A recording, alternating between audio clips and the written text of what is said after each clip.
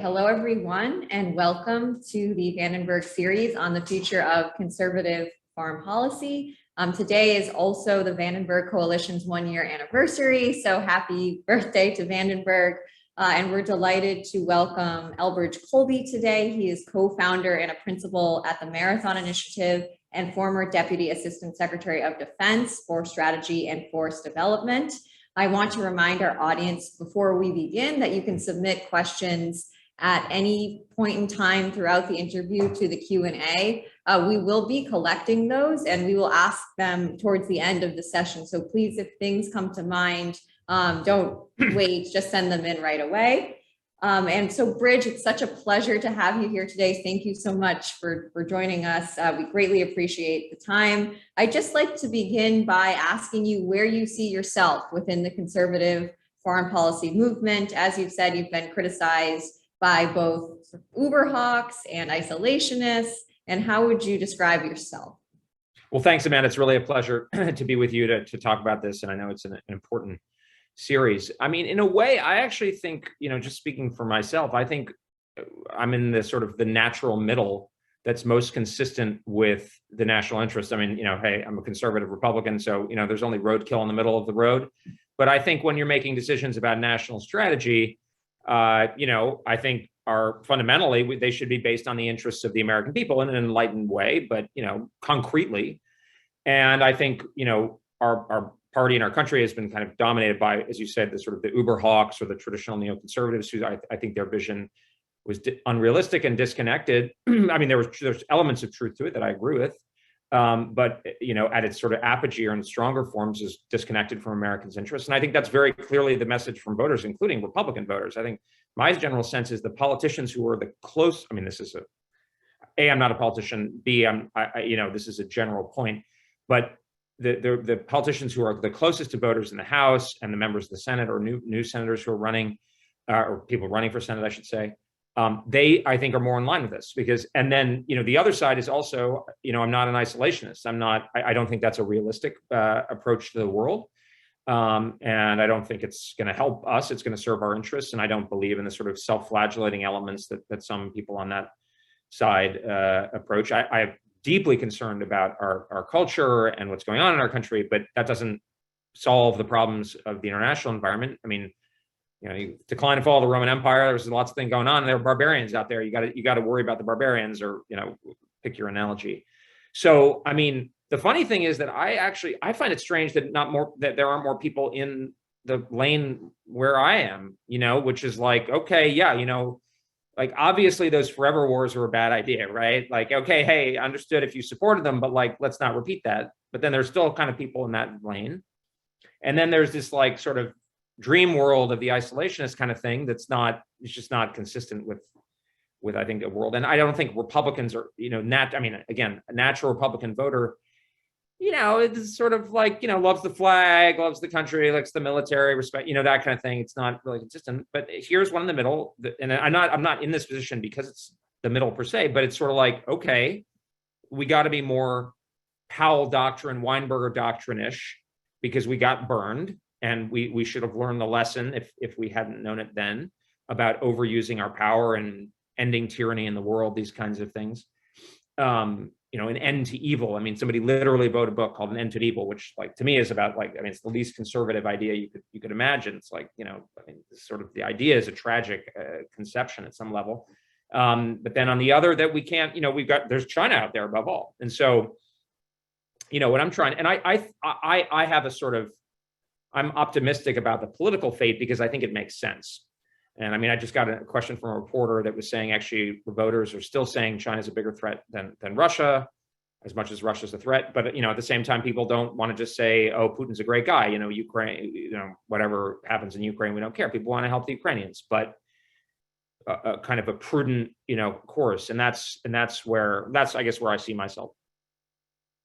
Well, thank you. We'll get to China and Russia in a moment, but just staying on this point for a bit, you mentioned the word enlightened, and we had also seen that you used the term enlightened self-interest, I believe in a previous interview, mainly in reference to how the United States should engage with allies. But we were very struck by that because that's actually the term Arthur Vandenberg, who's the coalition is named after, would use when he was trying to make the case for American engagement during World War II. So could you tell us a little bit more about what you mean by that term, enlightened self-interest? Sure. No, I didn't know that about Vandenberg, although I mean, I'm an admirer of his. I'm in a different era, but is a good person to model on. But well, I mean, look, I think the core word is self-interest, and I do think, I'm a realist, but I think that's also a kind of a conservative idea, which is that the fundamental, the basis of an effective society and a cohesive society, but a sort of a well-functioning society has to be a kind of self-interest, but it's enlightened. So it's not as selfish and zero-sum and always looking to screw the other side over, but it's sort of a positive sum mentality. The analogy I like to use, I mean, the president uses this term of like our NATO commitments as sacred. And I find that bizarre because to me, sacred is like God. Okay. And maybe if we're going to use it in the context of politics, it would be, the duty to the citizenry. That might be, you could use sacred. Although I think Harold Macmillan said that, if you want meaning in politics, go ask your, archbishop or rabbi or what have you. It's like, it's the wrong field. But I think, what I'm trying to say, so the analogy I like to use is that we should think of our alliance relationships and these kinds of things as more like a private business relationship. At the end of the day, if you're a partner or a partner in a law firm or an accounting firm or any kind of institution, local, car repair store, but people hold shares in common.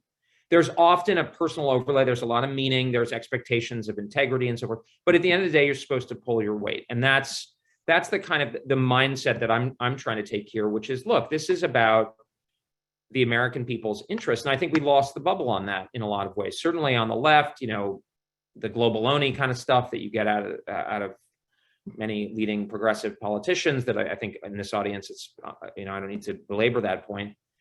But also, I think on the kind of neoconservative right, again, to pick on the end of evil kind of thing that like, okay, what do we really need to do? And lots of people have died and gotten hurt over the last couple of decades that probably wasn't necessary. So let's be more careful, and let's be more scrupulous. And how have we gotten to this situation today where China is such a big threat to us and we're not adequately prepared? Well, one of it is lack of our own focus and getting distracted and going off on these kind of crusades, if you will. But another is that our allies are not doing their part. And that, if our ally, people like to say, oh, our alliance network is so much bigger than that of our, opponents, quote unquote. And it's like, well, that just proves the point because they're not doing what they, what we should want them to do. And so this is the real, a huge problem in American foreign policy. And, my view is actually, in my experience, in dealing with allies. I actually was just talking to a Swedish group just before this, and I'll talk about the book. Actually, there's a lot of traction with my book with like European audiences that they kind of appreciate the candor because, for years I would go and harangue the Germans about spending more on defense, and they would say, well, people in Dresden or Essen don't feel threatened. And I was like, well, do you think people in Ohio or Minnesota do? But the actual messaging from our leadership was not that way. It was, we stand higher than everybody else and all this stuff. And I think we're going to be much better off if we have a kind of candid, realistic, but constructive discussion with these. Like, hey, this Japan, it's over. The 2% thing is real, and there's going to be problems if you don't do it. So they understand that, Are you worried about an overcorrection in the other direction at all towards the more isolationist orientation? Vandenberg had used enlightened self-interest to try to galvanize the isolationists. How would you make the case to that group today to sort of balance out the other side? Well, so two questions. Politically, am I worried about that? It could be. It's possible. I think the way we're most likely to get an overcorrection towards isolationism is if we get another war that's not worth it for us and people think was a mistake, like for instance, I think if we get, directly involved in a war with the Russians over Ukraine, or there's a nuclear, that would be, the Americans would be like, we can't allow this sort of, and we may get pressed into a war with the Russians if they attack NATO or something like that. And we have to come, essentially to come to NATO's defense. But I think that would be the likeliest way to get us, because politically, there aren't that many members of, prominent members of Congress or such who are, I mean, real isolationists. I mean, how do I do make the case to them? And in a sense, actually, the book is in some sense, my book is in some sense an argument to them. About the question, why is it worth defending allies and how, and why is it in our interests? So you were joking earlier. I mean, I get criticized by some of the kind of isolationists or restraint crowd for being, a warmonger or a hawk, which I don't like to be called those things, but it tells you something. So I do worry about that a lot in the Asia context, because I think there's a tendency to say, let's not push it on Taiwan, but then if we lose Taiwan, then it's sort of like we're rinse and repeat problem, and we're going to be in a much weaker position. So anyway, I can elaborate on that, but I think it's important to, and actually the younger generation, in my experience, like promoting the book, is much more inclined that direction, and much more sort of elitist sort of than the older generation of Republicans in my experience. But so it seems as though you're saying the greatest danger in terms of a resurgence of isolationism is mistakes, foreign policy mistakes abroad that lead to, costly costs for the United States in terms of our national security interests that the American people can perceive. So I think it's a good time in our conversation to turn towards balancing Russia and China. This is where a lot of the debate centers today. You mentioned that John Bolton, former Ambassador John Bolton, wrote a piece in the Wall Street Journal where he made the argument that it's misguided to say, as you have, Bridge, that we should focus on China and not Russia. He says we can do both, and you, in response, called Ambassador Bolton a dove on China, which, as I'm sure you admit, is a little bit provocative. So why is he a dove? But true. Why is he a dove? Yes, well, he is. I mean, Bolton. I mean, I think that's what they call, and the kids call it, subtweeting. I mean, I thought that article is kind of like a master class in some alternate form of reality of looking at foreign policy. I mean, Bolton actually said in that piece that, I'm paraphrasing a little bit, but this is basically what he said: military resources are not zero sum, which is like, well, you use a missile once and then it's blown up, right? Or a ship can't be in two places at one time. I mean, there's an element of truth in that, which is that if you're artful and skillful, you can move things around. But I mean, one of the key points that I've been making is against this line of argument. I mean, that there are real choices to make. And I mean, what Bolton, and Bolton is sort of one of the more extreme forms, is just refusing to reckon with the reality of, power scarcity, that we are no longer in the world of 1999 or 2005. I mean, China is now an economy as large as we are. So, if you get in a war with the Russians in Europe, we will be more vulnerable. And people like Bolton love to quote Churchill. Well, Churchill said, you get things right in the decisive theater, you can put things right afterwards. And Churchill pulled forces out of Southeast Asia in 1940 for the Battle of Britain, because he said, I think the line, the paraphrase is, you can fight two wars or you can win one. And I mean, frankly, Ambassador Bolton, he's advocated so many wars, we'd be in a worse position if he'd actually been listened to in a lot of these things, like bombing Iran and all these other things that he wants to do. There's a real problem. And you can see the trade-offs that we're dealing with, like the Indians right now, So jumping in, if I could just jump in for 1 second, I want to read, we have the excerpt from the Zerosum excerpt that Ambassador Bolton. So he argues in the piece, such assertions about reduced or redirected U.S. global involvement are strategic errors. They reflect the misperception that our international attention resources are zero-sum assets. This is what you're referring to, Bridge, so that whatever notice is paid to interests and threats other than China is wasted. I want to push on this point a little bit. You mentioned, China being an important economy.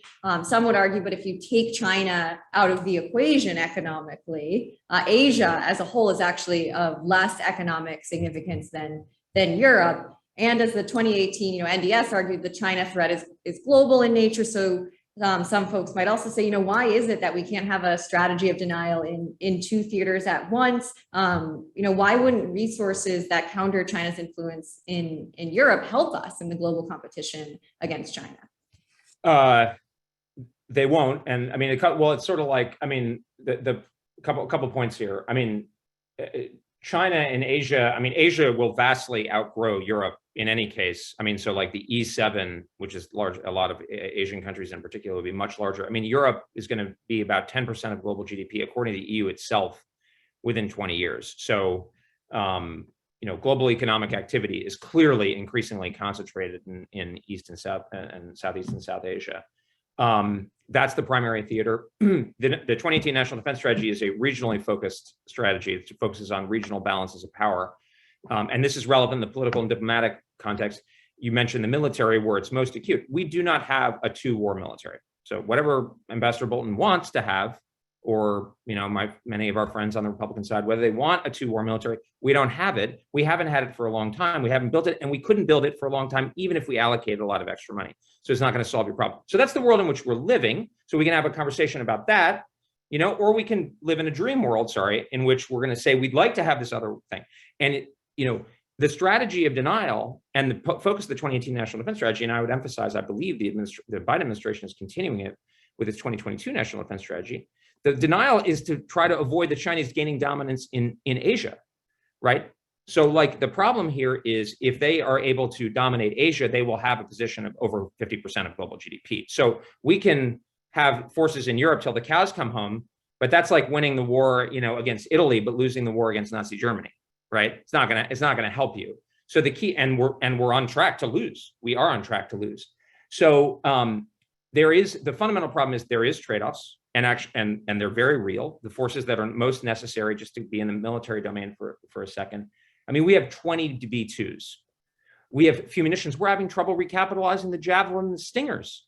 I mean, think about the kinds of munitions we need to fight the Chinese, who have the world's most sophisticated air defense system, huge numbers of forces, and the world's largest industrial base. That's a reality of scarcity. By the way, my argument is not that we should just abandon Europe. My argument is let's deal with reality. Let's talk to the Europeans in a way that reflects reality. And then together, this is the conversation I was having with the Swedes just now, together we can come up with a system where the Americans, in my view, take a more support. Supporting is not the right word because it might actually be a leadership role, but it would be a more narrow form of contribution. But we have to acculturate people to that instead of pretending that we can act like it's 1999. Well, we definitely want to get into defense budget later in the conversation. Sort of staying on Europe versus China. What do you think about arguments that say the temporal aspects matter in addition to sort of the debates about geography and considering, the two theaters today? So, would you entertain arguments that say, look, we have to invest resources in Europe now so that we don't have to do it later as the threat from China grows? I not only would entertain them, this is actually what we were pushing in the 2018 NDS, but strategy is about time, right?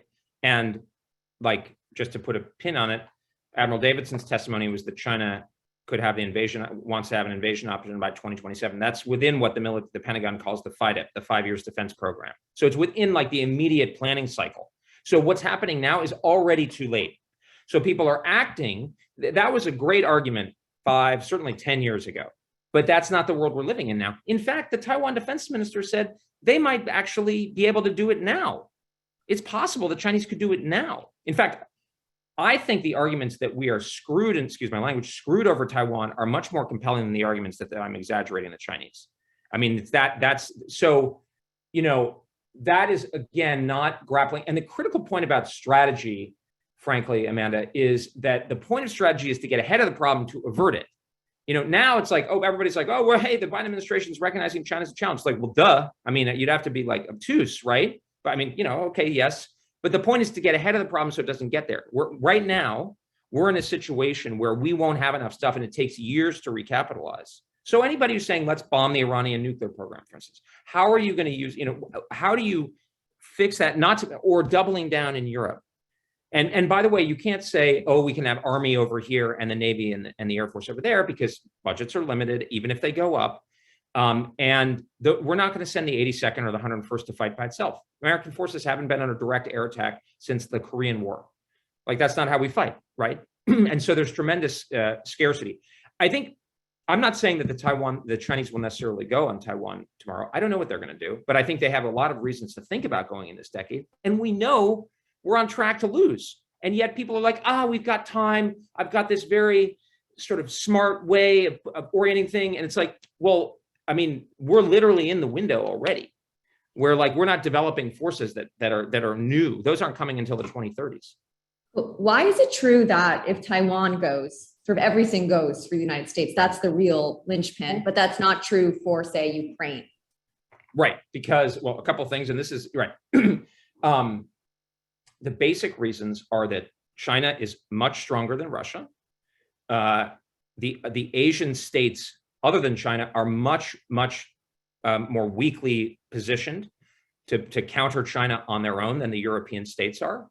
And Taiwan is, from a defense planning point of view, is basically an ally. Our credibility is directly tied in a way that's not the case with Ukraine. So let's run through these factors. One, at the end of the day, China is a 10x GDP of Russia. I mean, there are senior, I believe the former vice chairman said a couple of years that China wants to surpass us militarily in technology by the end of the decade. I mean, Frank Kendall was saying that on hypersonics, they're going faster than we are, or at least trying to. Roughly, that's what he said. I mean, but they are operating, and also at scale. They have the world's largest shipbuilding industry. They already have the world's largest navy. Russia is a much smaller. It's Russia. I mean, I don't discount the Russians at this point. They are still a nasty power that you have to deal with, and they've got a powerful military. Certainly, a very large nuclear military. But at a minimum, it's going to take them a while, even though they're 1/10 the size of the Chinese, and it's going to take them a while to recover from Ukraine based on munitions productions, and I think our sanctions are going to inhibit that. So that's good. Secondly, the European NATO countries alone spend substantially more than the Russians on defense. So it's a matter of cohesion and willpower, and then they're already going to spend more. So they're going to dramatically outspend the Russians in defense. Meantime, the Asian states, other than China, and by the way, the European states are clustered together, so it's very easy for them to work together. Look how we've been able to supply. Everybody's been able to supply the Ukrainians. The Asian states are much smaller than China. Together, China has interior lines and is a huge country, and they're isolated from each other. They're very far. India and Japan are very far. France and Germany and Poland right next to each other, easy to collaborate, right? So this is a huge problem too. That means it's much more important for us to be there. And then the third thing is there's no buffer. Taiwan is like losing Poland in a way, right? Ukraine would be, I don't know what the analogy would be. Ukraine would be like Vietnam, right, in today's context. Ukraine is not an ally. There's a big buffer between it and the kind of core of Europe.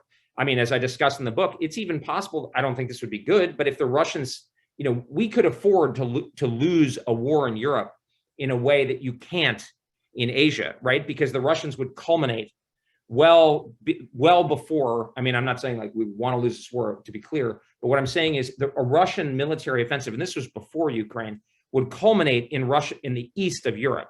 Whereas a Chinese offensive in Taiwan would be like, well, then they'd be well positioned to go after the Philippines or South Korea and Japan. And now, I mean, implicit in your point, Amanda, is like, well, why are we expecting the Chinese to be restrained? The country we should really be worried about is the one that's super strong and could go farther and has reason to.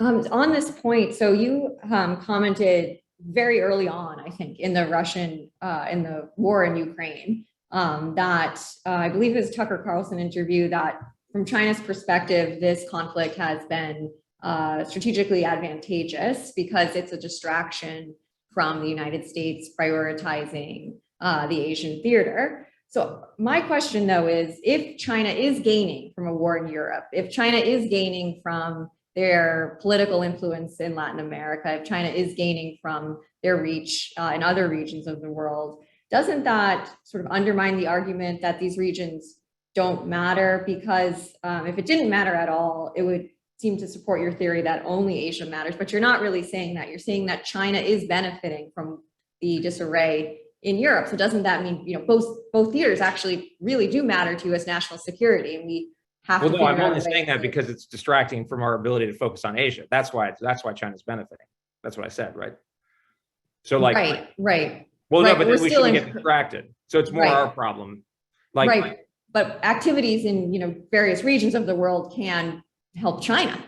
So the United States has an interest, one could argue, in ensuring that our interests are secured in those regions.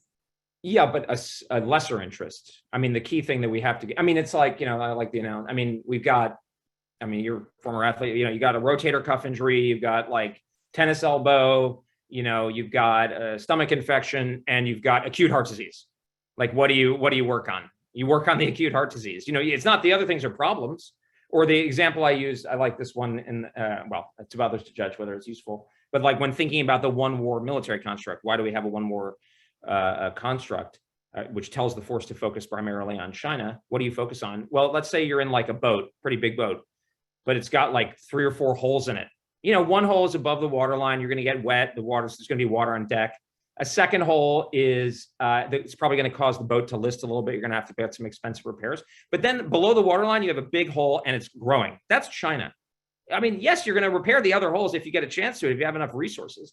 But the first thing you got to go after is under the waterline. And the other thing is there are other things that we can do, which is like getting our allies to do more to deal with these other problems. I'm not saying that there are no problems.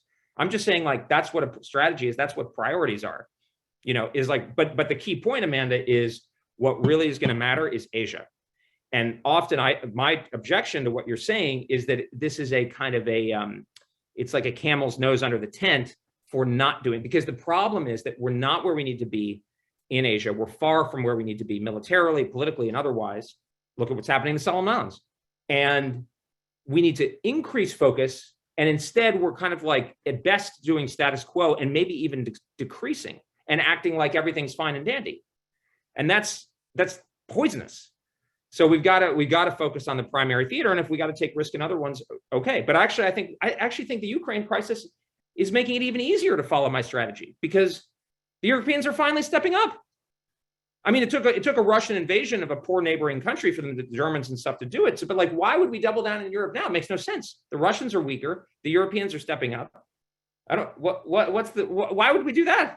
I think this is a good time to turn to the defense budget. And I also think it's worth pointing out, for our audience, Bridge represents maybe like one viewpoint within the spectrum of conservative foreign policy. And he's been criticized for focusing on Asia. There is agreement between these two groups in terms of the threat landscape. So everyone agrees that China's a threat. Bridge agrees that there are threats from these other sources. A lot of the debate really centers on resources and allocation of resources. And that's the portion of the conversation we're turning to now. So it's quite important. Mm-hmm. The boat analogy made that clear to folks listening today. So Bridge, what would you argue we should be spending on defense? Just at a very broad level. If you were in charge of strategy, what would we be spending? So I don't like to start with the top line because I think it's sort of, I actually don't know. I mean, I'm not, I think, yes, someone like Dave Norquist or somebody who would be much better positioned to give you an intelligent figure. But also I think what I'm saying is, what do I think myself are the critical missions that the armed forces need to be able to perform? And then, what is my sense of how that figures in the national conversation? But the exact level of how far it should go should actually be answered by the national political conversation, by the American people deciding. I mean, personally, I think it's kind of lame when like defense specialists and stuff are like, oh, we got to double the top line without any consideration of how much political support or what this would mean economically. I mean, I was at a thing a couple of weeks ago with a very highly regarded, center-right domestic policy guy, and he was like, people are saying doubling the defense budget. There's no support for that among the Congress. So it's kind of this, first we have to live in the realm of political reality. But I also think it's much more. I do think we're going to need to increase defense spending, even just to keep going. But my basic view is that, as I lay out in my book, is that there are 3 core missions and one kind of extra mission that I think the armed forces should do. One, we should be able to defeat a Chinese invasion of an ally in Asia because of its significance, and Taiwan is the pacing scenario, as the as Assistant Secretary of Defense Ratner has pointed out, and bravo on that. We should have a nuclear deterrent that's big enough to deal and sophisticated enough to deal with both the Russians and the Chinese. So we're probably going to have to expand our nuclear forces, and it's going to be expensive just to recapitalize them. And then third, I don't want to have a repeat of 9/11 if we can avoid it. So I'd like to have a low-cost ongoing counterterrorism effort. That's the basics. I also think the United States would benefit from being able to play this more narrow role in a European defense of European NATO. I don't know what this could cost. I would rather that we keep, I think it's conservative to not spend extra money that people don't need to. So I would rather reshape the military as much as possible, both in its structure and in how it's operating. This is what we're trying to do in the 2018 NDS within the current realm of, of cost to do this thing. And I think that is at least theoretically plausible if we really like what the Marines are doing. I think deserves a lot of support because they're making good use of the people's money instead of trying to prop up force structure unnecessarily. They're trying to revamp to be relevant. That all said, I think we are going to have, even to do this, we're going to have to spend more because we're dealing with China, which is an economy as large as we are, and they actually spend less than we do, at least by standard estimates. So, but they're increasing. So I think that, but spending more, and this is my timepiece a couple of weeks ago. And maybe I'm anticipating your question a little bit, but like there's this, we can double defense spending and everything will be hunky dory. Well, that's not true for multiple reasons. One is that, it's going to take a lot of time for that money to get into the system. The Chinese can match it.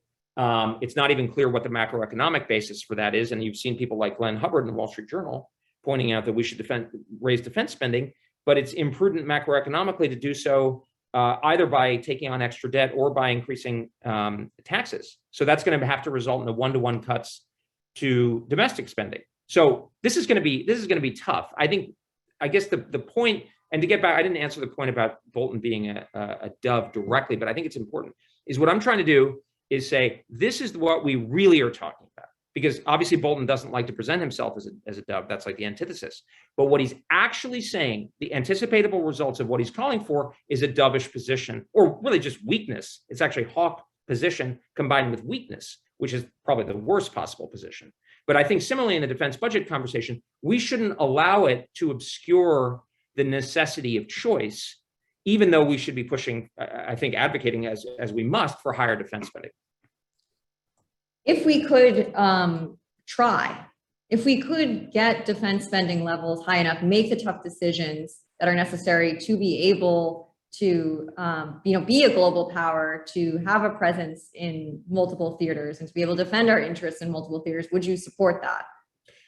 I would rather that we get our allies to pull their weight properly and not ask the American people to shoulder more than their fair share of the burden.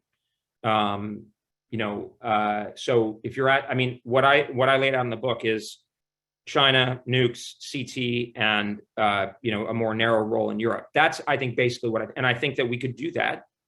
I don't think we should spend more to relieve our essentially to relieve our allies of their obligation to spend more.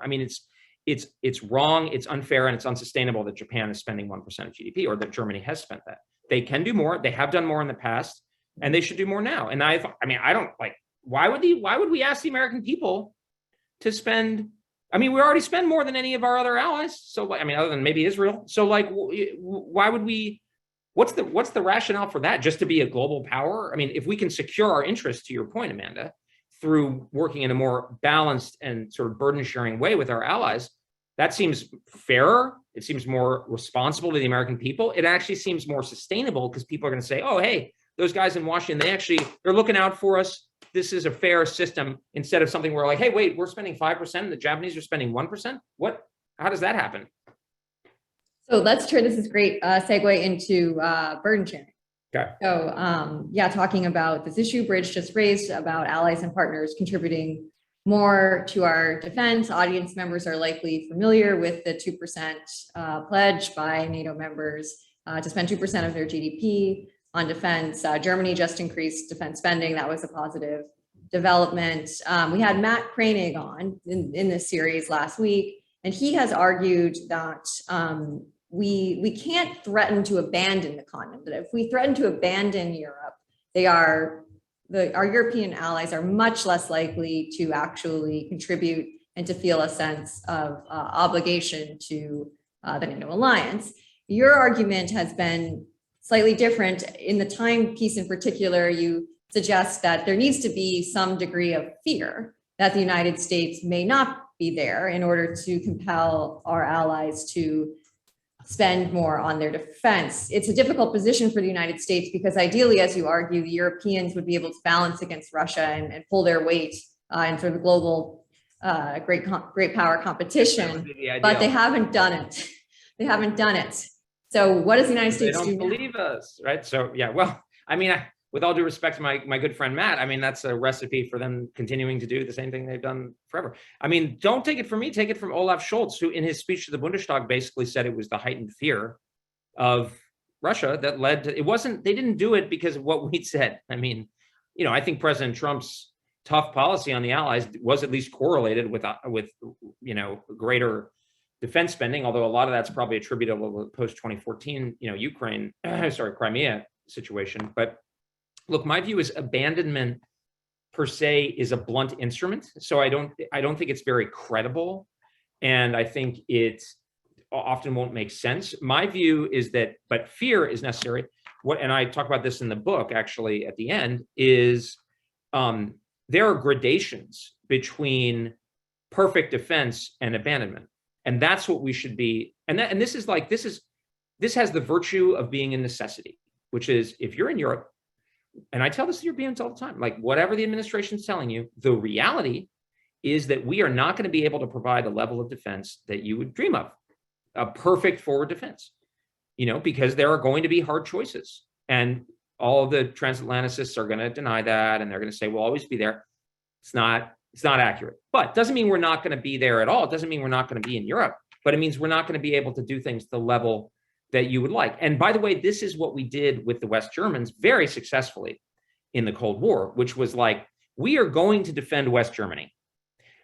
We will only defend West Germany with a forward defense if you build up a very large conventional military. Otherwise, we're going to drop a lot of tactical nuclear weapons on West Germany to defeat the Soviet invasion. Your choice. And the West Germans developed a very sophisticated and large conventional military. Now, I'm not saying we should drop a lot of tactical nuclear weapons, but I'm saying we're going to do what we can do in light of our overall strategic circumstances. And this is how I always present the Europeans.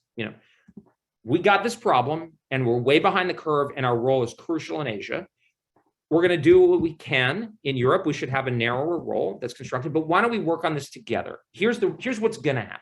But that's, I think, first of all, I think it's accurate, which makes it more effective anyway. But also it's like, I think that's more likely to motivate action than like, we'll always be there for you. Could you do a little bit more? But like, I know it's politically difficult for you and all that, but we'll always be there anyway. Like, obviously that doesn't work. So, and frankly, what really works is a menacing adversary. The Russians have done the favor to NATO. I don't mean to be flip. I mean, it's barbaric what they've done, abominable. But I mean, there's a huge momentum there. So again, it's kind of like, why would we double down in Europe? And by the way, you worked on this, Amanda, in the Trump administration, like the Abraham Coalition. The Israelis are spending a lot. The Arabs want to do more. So this is coupled with things like don't sanction countries that you might need, even if you don't like their political system, a la the Saudis, or you have objections to how they operate in Yemen. Well, if you need them and you have a shared goal, you might have to put that on the back burner. So sell them the weapons they need, Vietnam, India, et cetera, and then focus. So the key here now is Japan, because Japan's the outlier, and Taiwan. I think, I always tell the Japanese, I think our relationship is in crisis at this point, because, if you take 5 years to get to 2%, that could be too late, because Taiwan is like losing Poland if you're Germany. So Japan doesn't have that. And it may end up being at 10%, but that's worse for all of us. Do you think our military leverage over some of these countries helps us to compel them on other issues of importance in the great power competition against China that aren't necessarily of a military nature? So technological issues, diplomatic issues with Huawei. And does that factor into your calculus at all? Is there anything lost there? Not really. Germany kind of stiffed us on like every imaginable policy for years, right? Vis-a-vis China. There's probably something there, but then it usually ends up getting trades because you have to ask them for host nation support. I tend to think you could ask my great friend and partner, Wes Mitchell, about this, he'd be better, but like, cross very complex, like cross theme or cross sectoral linkages are not very, I don't think they work as well. Like, hey, and I think they price it in. They know how our system operates. So they know our threats of abandonment are not very credible. So if we say, the Airbus tariffs or something, it doesn't, there's a lot of, it's hard to make it work. And it's definitely not worth it that in a way, if it would jeopardize our ability to win a Taiwan fight. And we could spend a lot of time on strategies of compellence, I think, and having kids, of course, I think makes somebody not very good at it. That's somebody more of an expert on the issue. But we do want to get to questions from our audience. So I just want to remind folks to submit to the Q&A. Many of you have already, so I'm just going to ask a few of Bridge.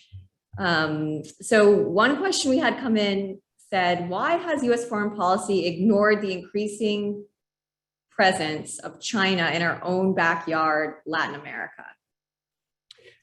Well, I mean, it's a good point. China is like a very present in Latin America. I mean, I think, there's a tendency for the United States not to pay that much attention to Latin America in general, which is probably a defect, not so much from a military point of view, but from a political and diplomatic kind of point of view. But look, I mean, the thing I would say about Latin America is it's a classic example of the decisive theater thing. I mean, if we're at the point where we're contesting China really in Latin America, we're in a lot of trouble.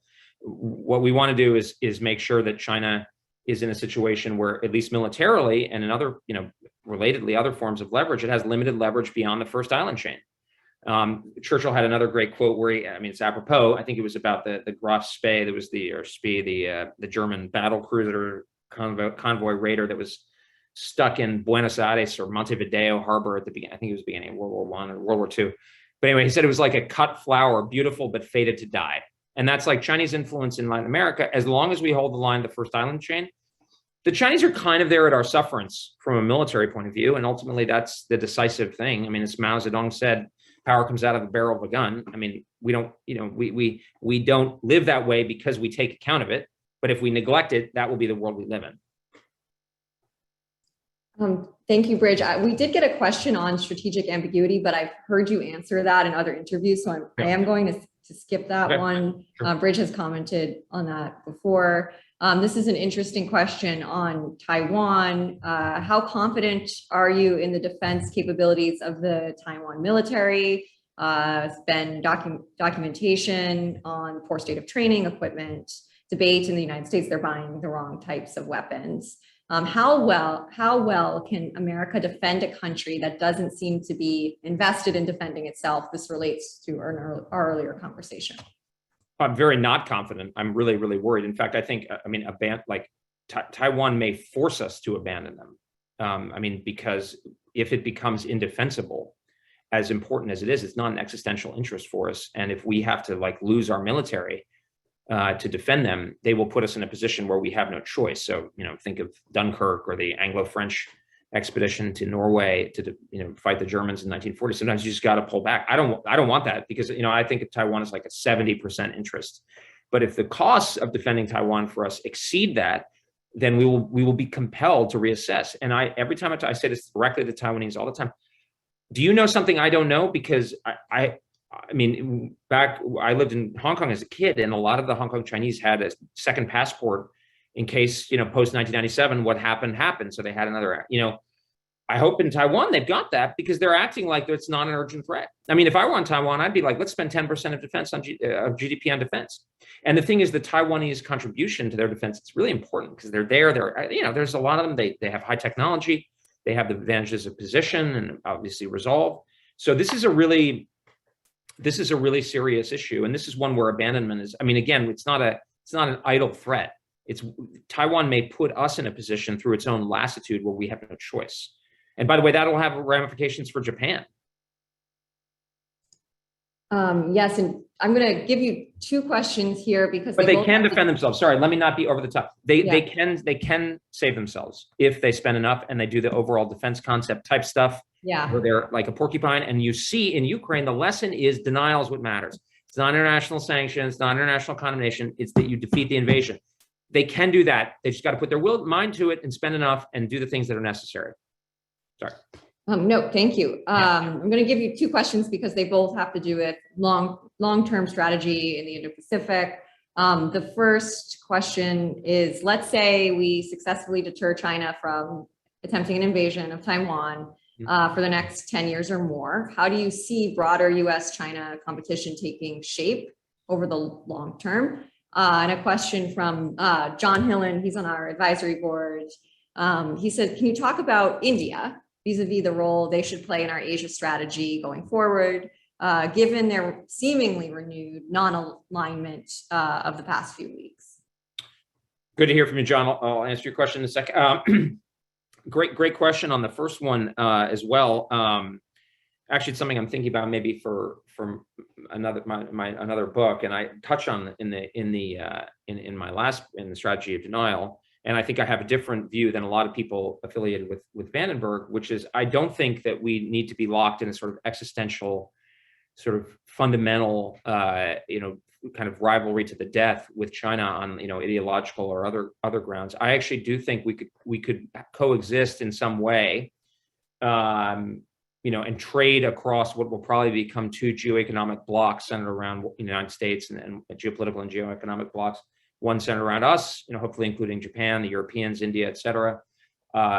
Hopefully some of the Gulf states, and then China or with another one. And then a lot of people kind of making money in the middle and hedging and doing the Yugoslavia type stuff during the Cold War.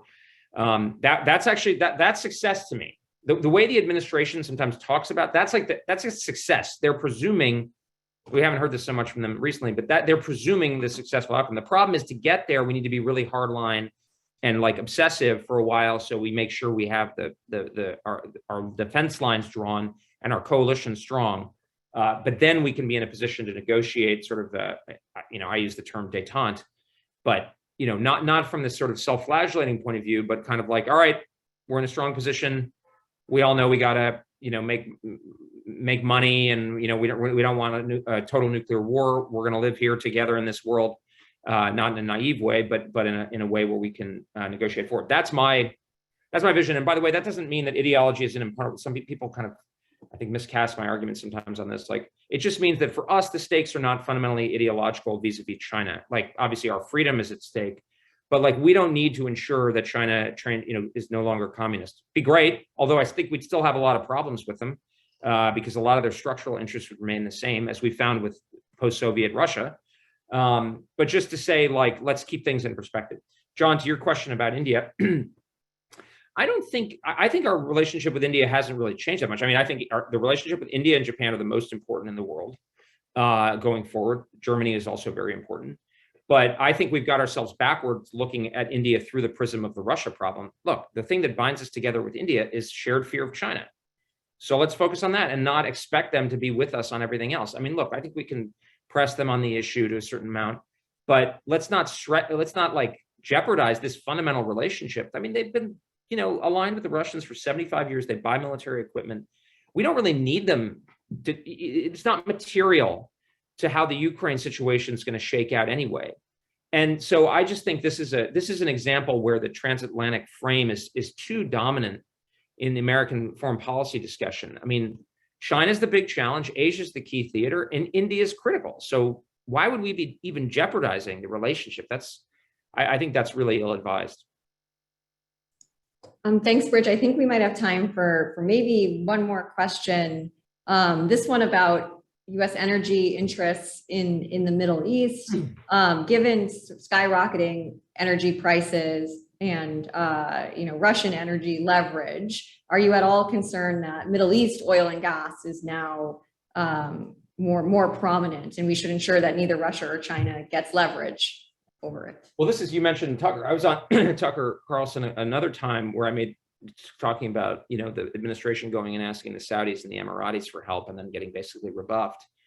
I mean, I think the point is here, again, my view is not that we should just ignore and hope for the best in these regions. Actually, in a lot of ways, the strategy is much more demanding and certainly more intellectually difficult to formulate in some ways in these secondary theaters like the Middle East, because you have to actually acknowledge the scarcity. You can't do the John Bolton thing and think, hey, we're going to like spend more on defense and everything's going to be magical. No, if you're a Middle East, the person who runs Middle East policy should be like, I'm number 3 in the pecking order, and I ain't going to get everything that I want, and I need to make the best of it. How do I do that?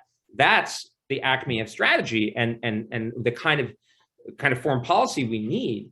And part of that, though, and I think this is relevant to the Vandenberg discussion, is I think there's a tendency for people, certainly this administration, they're like, we're so moral and we stand, Khashoggi, and it's like, okay, yeah, but with Houthis, and it's like, oh, and then they ask the Saudis for help. Like, The only thing like worse than being kind of Jimmy Carter moralistic is being hypocritical about it and not even succeeding. So it's like my view is foreign policy should be about the enlightened self-interest of the American people. It's a tough world out there. We can't control everything. We got to focus on our priorities and do the best we can. We're going to need the Saudis and the Emiratis for the points you just mentioned. They have other options. So maybe like, let's think twice about sanctioning them or, you know, raking them over the coals on some arms sale. Instead, I mean, we don't have to love Mohammed bin Salman, but we just are saying, look, I mean, it's the Kirkpatrick doctrine, right? It's like, what's the alternative? I mean, the worst thing for freedom in the world will be if China is dominant. And that is going to require that we work with countries in the Middle East, UAE, Saudi for sure, that are not far from perfect. I mean, a lot of the left loves to rake India over the coals. And, you know, I mean, Vietnam and Thailand, I mean, all these countries, these are the countries that matter now. I mean, if we have Luxembourg on our side, it ain't going to make a difference. So like, you know, that's the sort of the frame that we need to be looking through. And that to me is the real moral foreign policy, because the real morality that we should be thinking of is, you know, what is the responsibility of statecraft? It's what are the reasonably anticipatable consequences? Doesn't matter what President Biden meant when he said that Putin is X, Y, or Z, or he wanted to do this. That's not your job. You're not a pundit. Your job is to think what's best for the American people and to execute that strategy. So I may have lied about that being the last question because we did have. I don't think it's a lie. It wasn't. Yeah. It was, I'm going to read them, and then if we can choose if we're running short on time. Feel free to choose. So, should the U.S. be providing arms directly to Taiwan, like the Ukraine Security Assistance Initiative post 2014? Second question is essentially, are you worried about a Russia-China axis? If we should worry about it, what can we do about it? Okay, Taiwan Arms, absolutely. I mean, and we should, I mean, apparently it's behind schedule, but we should be kind of conditionalizing it more. And there is legislation on the Hill that I think makes sense. That's like, hey, we actually would increase the level of support, but you need to buy the right stuff, not the stupid shiny object stuff that you get to drive around, but wouldn't survive 2 minutes in a Chinese attack. But, look, that's where penny wise, pound foolish, yes, we should be making sure that we're getting a good value, but like we want our these critical frontline allies to be able to defend themselves.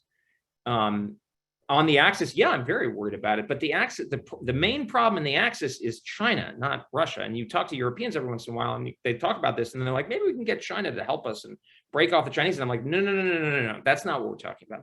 Now, for many years, I had hoped that we could get to a better place with Russia. I mean, I never thought we were going to be buddies or anything, or thought that was necessary, but more distance between them and the Chinese. Right now, obviously, that's not feasible. And actually, I'm a devotee of the kind of, or at least I'm influenced by Wes Mitchell's view that you may need to give these guys a good knock before they kind of rejigger their priority. So I think defeating them, the invasion, at least to some degree, in Ukraine is going to be important, actually. But our long-term goal, if it's going to be a split one, it's going to be split the Russians off, the weaker side, they're basically. But and I don't like the new Cold War kind of concept for a variety of reasons, to end on a provocative note. But we don't want to go back to the foreign policy of 1961 that led to Vietnam, and like we underestimated the Sino-Soviet split. Let's bring that forward and over kind of ideologizes the conflict, ends up getting in Vietnam, that kind of thing. But yeah, I mean, right now they're clearly sticking together. So that's the reality. Well, thank you, Bridge, and thank you for answering those very, very quickly. We have to let you go. We so appreciate your being here today. It's so important that we hear from all different perspectives within the conservative movement and really get into the weeds on where there's disagreement, but also where there's quite a bit of agreement. And next week, we will have the so-called Dove ambassador, John Bolton, on this series, so he'll be able to defend himself. We always want to give people that opportunity. So, we will send a link to folks. That event will be live streamed, so people can tune in. So thank you, Bridge. Thank you, Amanda. Thanks to the Vandenberg and Coalition. Thanks for all for